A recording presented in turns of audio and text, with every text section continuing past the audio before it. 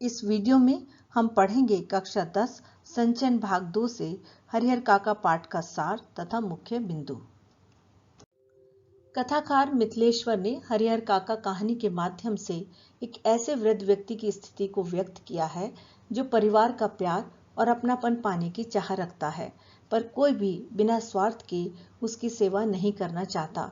वहीं दूसरी ओर लेखक ने धर्म की आड़ में पल रही हिंसा वृत्ति को भी उजागर किया है। हरिहर काका लेखक के पड़ोसी थे। लेखक का हरिहर काका से बहुत घनिष्ठ संबंध था। हरिहर काका ने लेखक को बच्चों की तरह प्यार किया था। बड़े होने पर उसकी पहली दोस्ती हरिहर काका के साथ ही हुई थी। वे अपने मन की अधिकांश बातें लेखक के साथ बांटा करते थे, परंतु पिछले कुछ दिनों की घटी घटनाओं के कारण उन्होंने चुप्पी साध ली थी। इससे लेखक की चिंता बढ़ गई।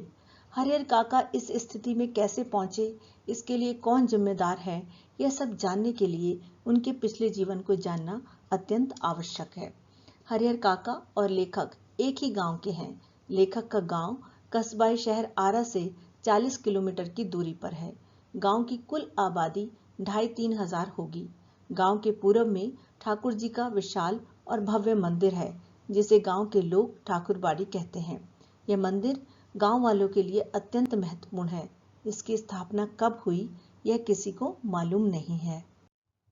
इस संबंध में यानी ठाकुरबाड़ी के संबंध में यह प्रचलित था कि वर्षों पहले जब यह गांव पूरी तरह बसा भी नहीं था, कहीं से एक संत आकर इस स्थान पर झोपड़ी बनाकर रहने लगे थे।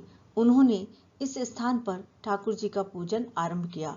लोगों ने धर्म और सेवा भाव से प्रेरित होकर चंदा इकट्ठा करके यह मंदिर बनवा दिया। ठाकुर जी पर सबको बहुत विश्वास और आस्था थी। मन्नत पूरी होने पर लोग अपनी खुशी से ठाकुर जी को रुपए, जेवर और अनाज चढ़ाते थे। ठाकुरबाड़ी के पास दान भी मिली काफी जमीन है। होली का सबसे पहला गुलाल ठाकुर जी को ही चढ़ाया जाता है और दिवाली का पहला दीप ठाकुरबाड़ी में ही जलता है। अब हरिहर काका ने ठाकुरबाड़ी में जाना बंद कर दिया है। पहले वह अक्सर ही ठाकुरबाड़ी में जाते थे। लेखक की राय ठाकुरबाड़ी के विषय में बहुत अच्छी नहीं है। वहां के साधु संत उसे बिल्कुल पसंद नहीं थे, क्योंकि वे काम करने में कोई दिलचस्पी नहीं रखते थे। हरिहर काका के 4 भाई हैं और सभी विवाहित हैं। उनके बच्चे भी बड़े हैं। हरिहर काका ने 2 शादियां की, परंतु उनके बच्चे नहीं हुए। उनकी दोनों पत्नियां भी जल्दी ही स्वर्ग सिधार गईं। काका ने तीसरी शादी बढ़ती उम्र और धार्मिक संस्कारों के कारण नहीं की। वह अपने भाइयों के साथ ही रहने लगे थे।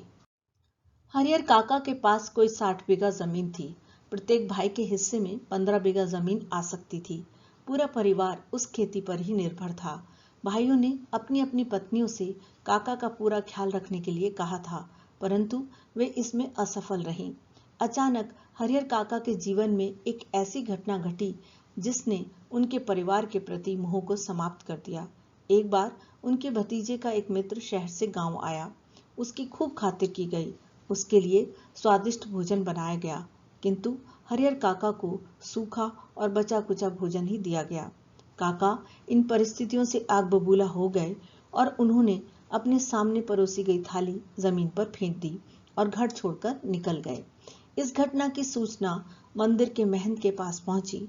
महंत जी ने इसे शुभ संकेत माना और समझा बुझाकर काका को ठाकुरबाड़ी में ले आए। महंत ने उन्हें समझाया कि अपनी सारी जायदाद ठाकुरबाड़ी के नाम कर दो, तुम्हें बैकुंठ की प्राप्ति होगी। वे महंत की बातें बड़े ध्यान से सुनते रहे, मगर कोई परिणाम नहीं निकाल पाए। महंत जी ने ठाकुरबाड़ी में ही उनके रहने की व्यवस्था कर दी। उन्हें तरह तरह के स्वादिष्ट व्यंजन परोसे गए। उनका पूरा मान सम्मान किया गया। जैसे ही उनके भाइयों को पता चला, वह रोते हुए हरिहर काका के पास आए, उनसे माफी मांगी और उन्हें अपने साथ ले गए। अब उनका ध्यान रखा जाने लगा और एक ही आवाज पर सारा सामान हाजिर होने लगा। घर का प्रत्येक सदस्य उनकी जमीन अपने नाम करवाने के प्रयत्न में लगा था। महंत जी भी मौका मिलते ही काका को समझाने आ धमकते थे। महंत जी को जमीन हाथ से निकल जाने का डर सताने लगा। एक दिन महंत ने योजना बनाकर काका का सशस्त्र लोगों द्वारा अपहरण करवा लिया। महंत और उनके आदमियों ने काका के अंगूठे के निशान ले लिए ताकि उनकी सारी जायदाद ठाकुरबाड़ी की हो जाए। हरिहर काका अब तक महंत का बहुत सम्मान करते थे, किंतु इस हरकत को देखकर हरिहर काका को महंत से घृणा हो गई। इसी बीच हरिहर काका के भाइयों ने पुलिस का प्रबंध किया और महंत की कैद से अपने भाई को छुड़वा लिया। अब हरिहर काका को लगने लगा कि ना तो ठाकुरबाड़ी के महंत और ना ही उनके भाई कोई भी उनका सम्मान नहीं करता है, वे केवल उनकी जायदाद हड़पना चाहते हैं। उन्होंने अपने अनुभव से सीखा था कि संपत्ति छिन जाने के बाद व्यक्ति की बड़ी दुर्दशा होती है। इसलिए उन्होंने दृढ़ निश्चय कर लिया कि वे अपनी जमीन किसी के नाम नहीं करेंगे। कुछ समय तक भाई उनकी सेवा करते रहे। वे चाहते थे कि काका यह जमीन जीते जी उनके नाम कर दें, पर काका ने जब किसी की बात नहीं सुनी तो भाइयों की सहनशक्ति जवाब दे गई। उन्होंने भी वही तरीका अपनाया जो ठाकुरबाड़ी के महंत ने उनकी जायदाद अपने नाम करने के लिए अपनाया था। भाइयों ने हरिहर काका के साथ मारपीट की और जमीन को अपने नाम लिखवाने की कोशिश की। काका जोर से चीखे तो लोगों ने उनकी चीख सुनकर उन्हें आजाद कराया। उन्हें पुलिस सुरक्षा दे दी गई और वे अपने परिवार से अलग होकर रहने लगे। अब पूरे गांव में हरिहर काका की ही चर्चा थी। कोई उनकी जमीन को उनसे भाइयों को देने संबंधी विचार प्रकट करता तो कोई उस जमीन को ठाकुरबाड़ी को दान देने पर जोर देता। एक नेताजी ने काका से अपनी जमीन गांव में विद्यालय बनाने के लिए देने का भी प्रस्ताव रखा, लेकिन काका ने मना कर दिया। हरिहर काका मानसिक तनाव के कारण गूंगेपन का शिकार हो गए। अब वे रिक्त आंखों से आसमान को ताकते रहते हैं। उन्होंने एक नौकर रख लिया था जो उनका ख्याल रखता था। उनकी सुरक्षा के लिए तैनात पुलिस के जवान भी हरिहर काका के खर्च पर मौज उड़ा रहे थे। इसी के साथ कहानी का समापन होता है।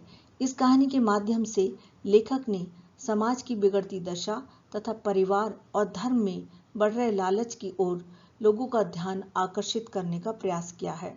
साथ ही साथ लेखक लोगों को सचेत भी करना चाहता है ताकि कोई अपने स्वार्थ के लिए उनका फायदा ना उठा पाए।